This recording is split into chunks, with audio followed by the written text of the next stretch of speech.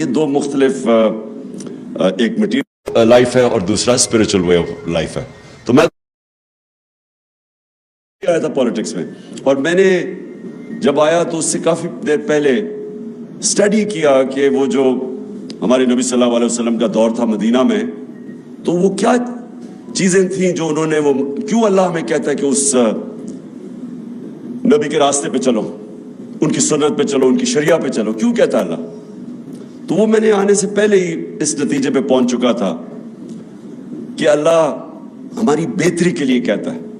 سارا جو قرآن میں اللہ کا جو اللہ کے جتنے بھی احکامات ہیں وہ ہماری بہتری کے لیے ہیں، کیونکہ اللہ تو بے نیاز ہے، اس کو تو خود کفیل ہے، اس کو تو ہم کوئی فائدہ نہیں اور نقصان پہنچا سکتے. تو ساری چیزیں قرآن کے اندر انسان کی بہتری کے لیے.